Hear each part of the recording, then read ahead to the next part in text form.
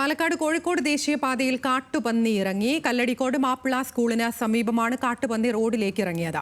Scooter യാത്രക്കാരിയുടെ വാഹനത്തിൽ ഇടിച്ചെങ്കിലും യാത്രക്കാരി അത്ഭുതകരമായി രക്ഷപ്പെട്ടു.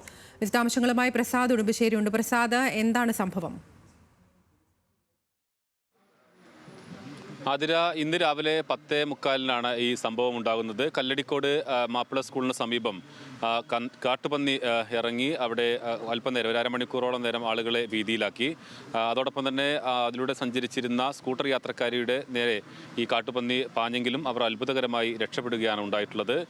എന്തായാലും ഈ മേഖലകളിലെല്ലാം തന്നെ മുമ്പ് മണ്ണാർക്കാട് മേഖലയിലും അതോടൊപ്പം തന്നെ ഇത്തരം സ്ഥലങ്ങളിലെല്ലാം കാട്ടുപന്നി ബൈക്കിലിടിച്ച് നിരവധി പേർക്ക് പരിക്കേൽക്കുന്ന സാഹചര്യങ്ങളെല്ലാം തന്നെ ഉണ്ടായിരുന്നു.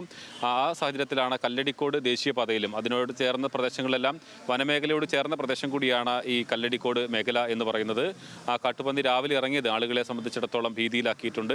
അരമണിക്കൂറോളം സമയം അവിടുത്തെ അങ്ങാടിയിലും അതോടൊപ്പം തന്നെ റോഡിലും ഇറങ്ങിയ കാട്ടുപന്നി പിന്നീട് സമീപത്തെ വനത്തിലേക്ക് പോയി എന്നുള്ളതാണ് നാട്ടുകാർ പറയുന്നത്. എന്തായാലും ഒരു സ്കൂട്ടർ യാത്രക്കാരി അത്ഭുതകരമായി രക്ഷപ്പെട്ടു.